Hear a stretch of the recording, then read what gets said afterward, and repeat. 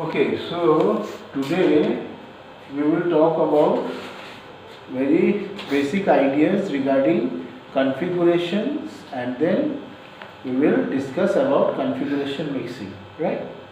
So, as I have already discussed in my previous class, configuration is basically an arrangement of nucleons in a nucleus, and that can be written down mathematically in a form, right? We have seen how it is. Every type of arrangement can be written. Now, today I am not going to do any very less mathematics. Let's first think about the picture. If we let us try to understand the picture here. Okay, so I am talking about our 18 oxygen nucleus.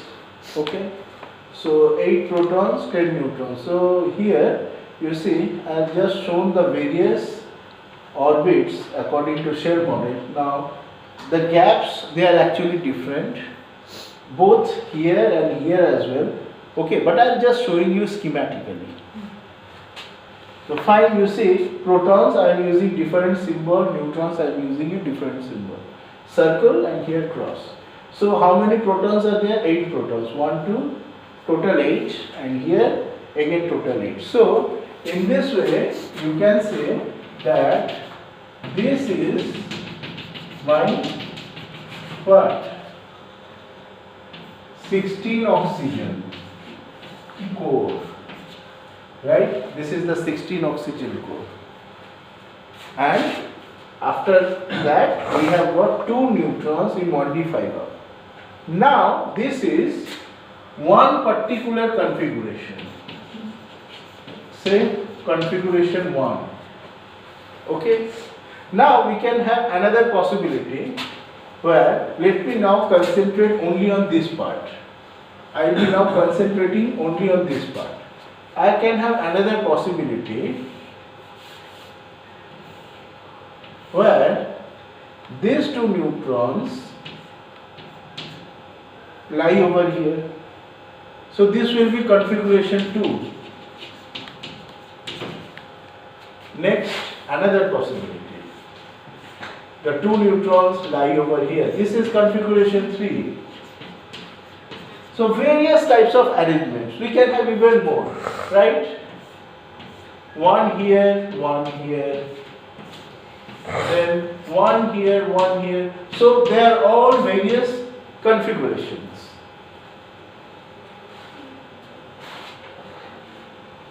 Fine.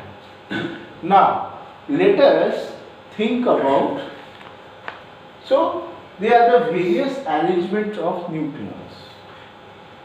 Fine, various arrangements.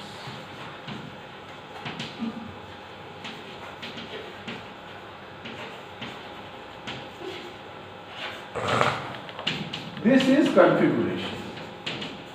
Next question.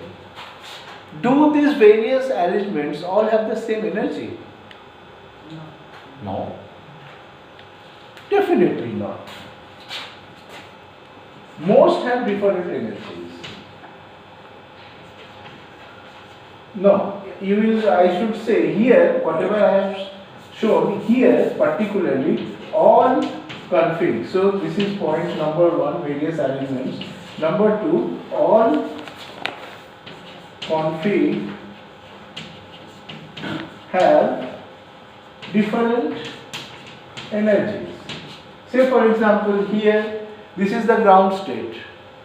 You can say this is one of the excited state. This is even more higher excited state. Why? Here the 2 nucleons are at, say, level 0. Here they are excited by this. Here they are excited by this amount. Right? So they have got different, these configurations all have different energies. Okay, good.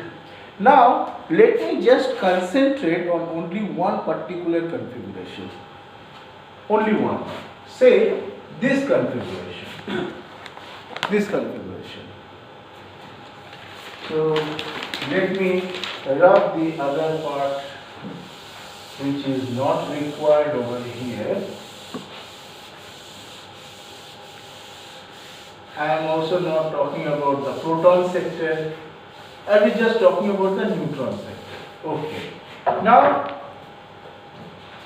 so we have got 1d, 2 neutrons, right? 1d 5 have 2 neutrons. This is how I am going to represent this particular configuration. Now you tell me, what about the angular momentum?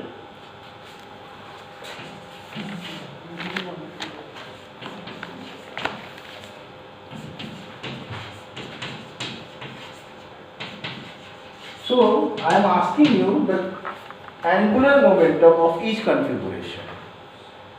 So here 1d 5 have 2 neutrons. Remember, in our last lecture we just discussed, we did a very detailed derivation, right? Where we have seen that when we have 2 identical neutrons, then the total J will be even.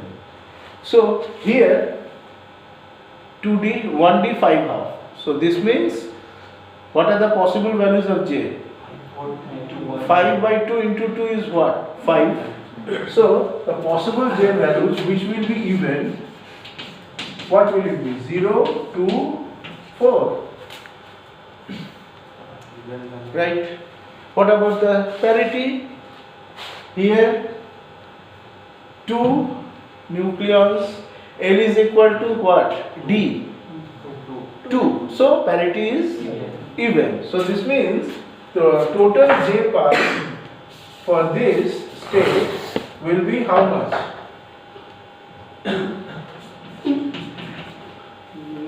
0 plus 2 plus 4 plus. Good. This is one configuration. Next configuration, let me talk about this one. Right? So this is config 1.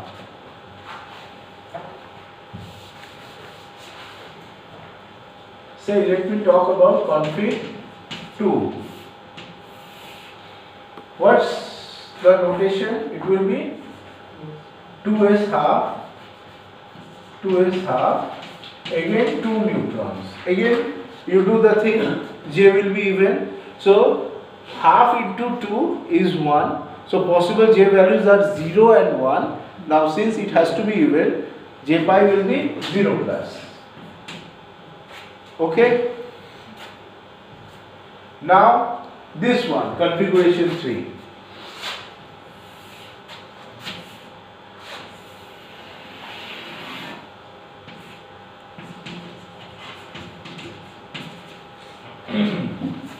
So that is 1d 3 half, right? 2 neutrons. Now you tell me, what are the values of J? No 4. 0, 2. Okay? So 0 plus and 2 plus.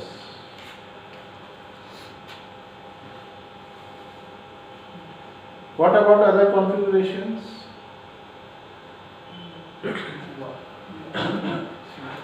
Now let me tell you, we can have how many types of configurations?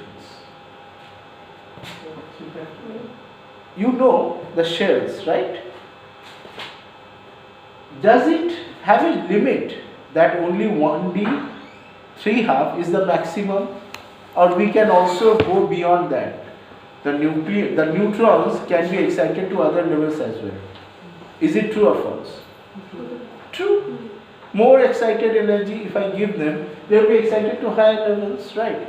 Now, so this means how many types of configurations are there? Infinite.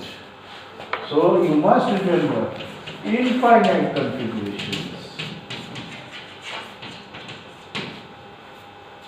Now, have you ever thought about a calculation where you have to do infinite calculations? Have you heard such a thing? No. Why? Does it not appear? Is it very rare? It happens. It comes around. But we use tricks and techniques to avoid infinite calculations. And as I have discussed in my last class, remember truncations, we are interested in only the most important part. Right now, I am interested in the low-lying excited state, not very high energies. So I am going to limit the fact that I will be interested in only this model space. So this is my model space. So above this, I am just going to forget. Okay? So in this particular case,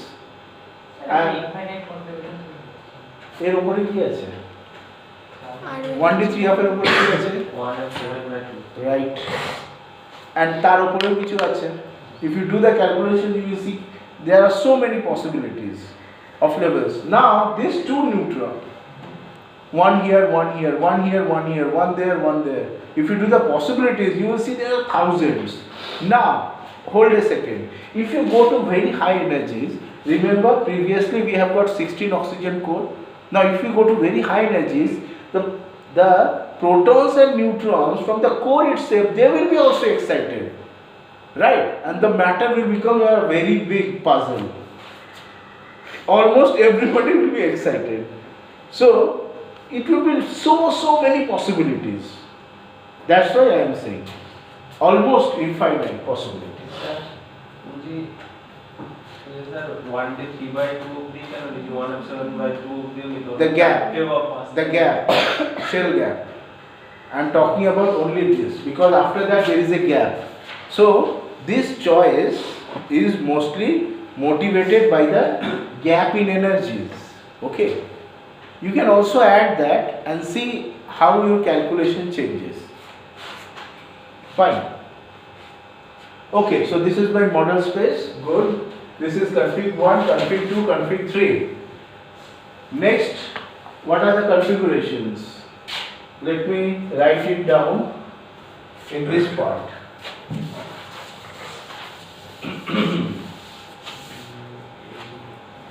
so this is config 4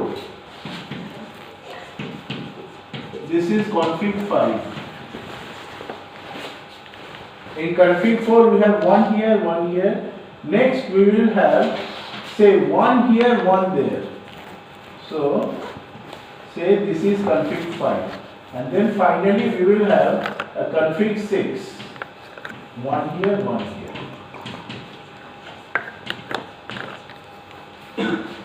okay so in all there are 6 possible configurations in this particular overly simplified case of 18 oxygen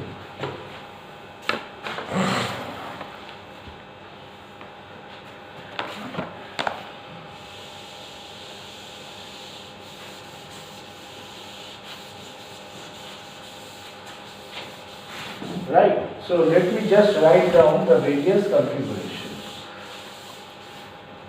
so I have written 1 2 3 so let me run those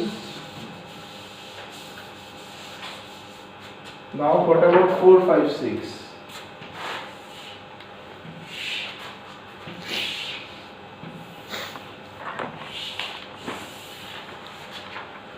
configuration 4 so how should I write tell me 1d5/2 start with the lowest good 1d5/2 nu next 2s half nu what will be the j 2 now in this case there will be no restriction why because the two neutrons are in different orbits so just add there that means 5/2 minus half 5 up to 5/2 plus half so how much is this what is 5/2 minus half 4/2 that is 2 so spin is 2 next 5/2 plus half 3 plus spin will be plus sorry parity will be plus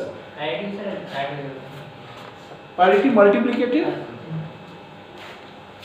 next configuration 5 again tell me 1d5 half next 1d3/2 again what's the value of spin 1 2 3 1 2, 3, 4.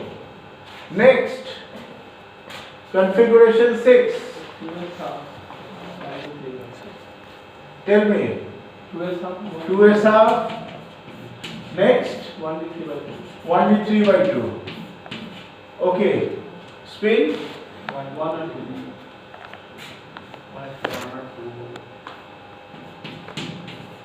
Okay.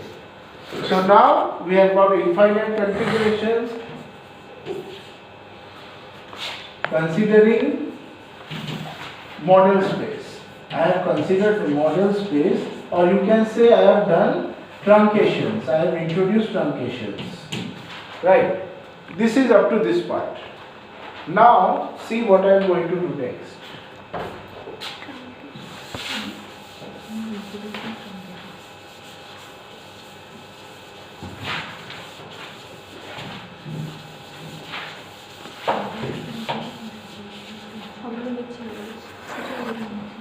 Okay.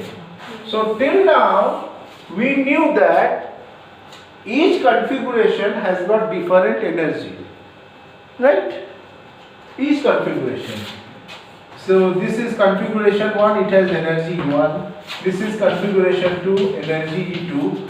Configuration 3, energy E3. Configuration 4, energy E4. Configuration 5, energy E5. Configuration 6, energy E6. Good.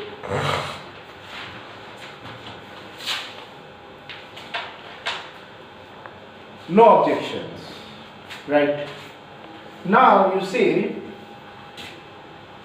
while we are doing this, what we have inherently assumed is that the total Hamiltonian is just the H0, single particle Hamiltonian.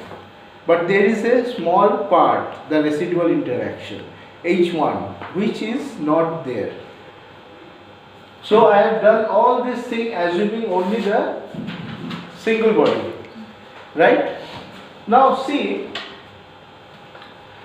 we are talking about the nucleus, right? The nucleus. So there are, how many points did I write down? Number 4, right? Number 5. Nucleus is an isolated system. I am not talking about a nucleus kept in an electric field or nucleus kept in a magnetic field. I am not talking about that, right? This is an isolated nucleus. So what will be the value of total J? It will be conserved. Isolated system, so this means that J is a good quantum number or conserved quantity.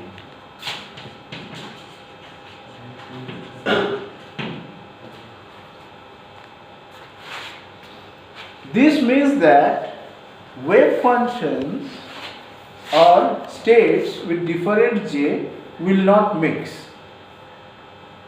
Am I right? Am I clear? But first, let me tell you why am I talking about mixing. Till now everything is fine. Okay, but remember there is something that we have forgotten, which was H1. I have only considered this thing only. The moment I will introduce H1, what will happen?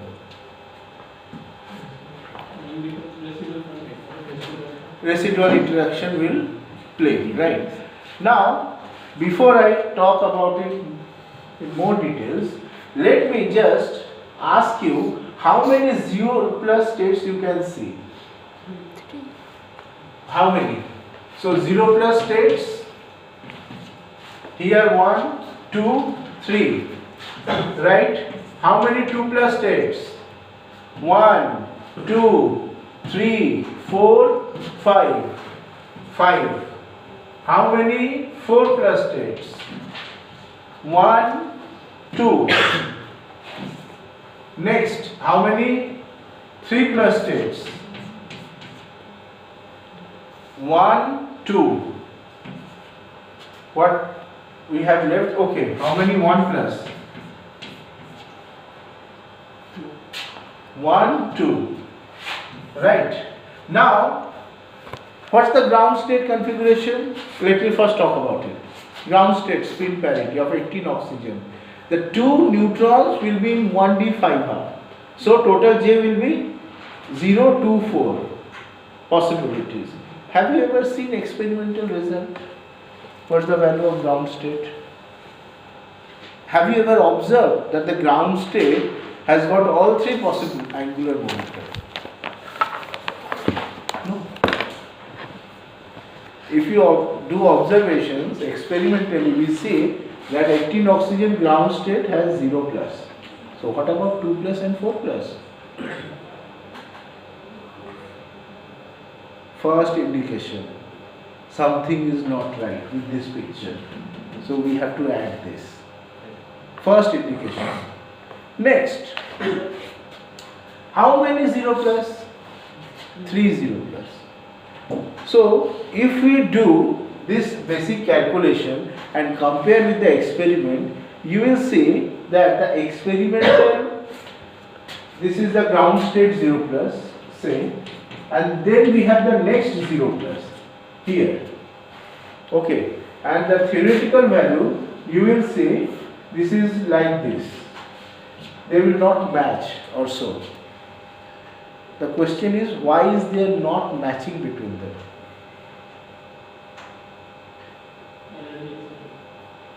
Let me again, I am slowly going into complications. First thing, each of these configurations have different energies. Right? This was clear. Now I am talking about the fact that each configuration has got different angular momentum states. Right? And I have already told that J is a good quantum number. Okay, and now the very fact that H1 is there means that if we have this system, then and H1 is there and it is very small, then what will happen is that these states will mix. Let me show you.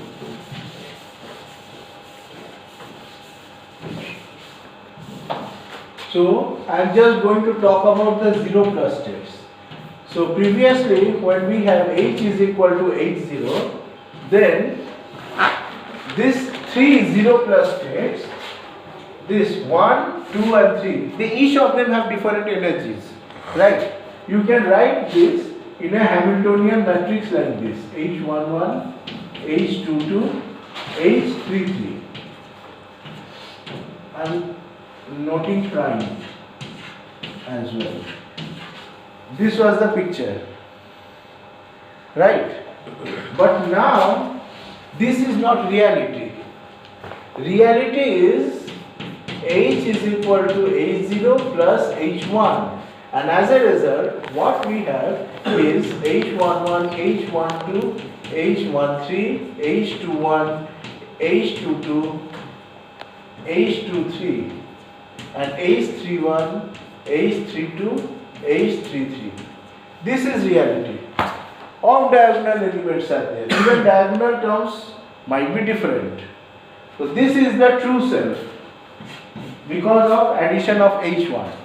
But we are talking about states. We have already solved this. We have got the eigenvalues, energy level and also the eigenfunctions, wave functions. But this is the reality. So what will happen as a result of this? Remember, I am talking about only the 0 plus states. Why? Because different states will not mix. J is a good quantum number. So what will happen is that these different wave functions of different configurations, say psi 0 plus from configuration E1, again psi 0 plus from configuration E2 and psi 0 plus from configuration E3, they will be mixing. They will mix among themselves. This is known as configuration mixing. Each of them have different energies and they will mix because of the presence of this off-diagonal matrix elements. Because of the presence of this H1 perturbation as a perturbation.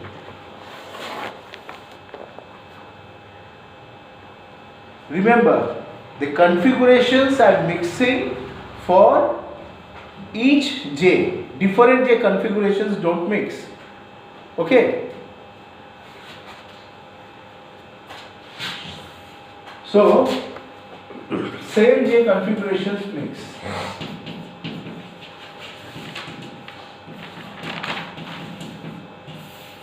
And this is all as a result of residual interaction. Okay, had there been no residual interaction, this wouldn't have happened. Now you might ask me, sir, how do you really know that this is the scenario? Because only by using this technique, only by configuration mixing, we are able to explain the experimental spectrum. Otherwise, just theory without residual interaction, that means without configuration mixing, we are unable to do. There are other things as well. Now, this H1 has got several things inside which needs to be taken care of. One of the thing is through configuration mixing. Another is pairing interaction. What is pairing interaction? You remember? Pairing interaction means small, very strong interaction in the same J orbit. What happens in the same J orbit? Say for example, this is J is equal to 0. Right? Two neutrons in J equal to 0. What will happen? One will move around this, another will move around this. So in each path they will meet twice. Classically you can think. What about J equal to 2? J equal to 2, the orbits are a little bit like this. So less interaction.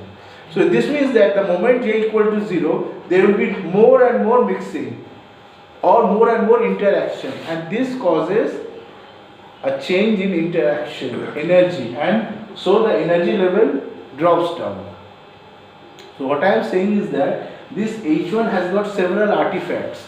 One of the most basic artifact is configuration mixing, but that's not all. There are other things which are manifested in the form of pairing interaction and other effects as well. This is only the beginning of observing the effects of residual interaction.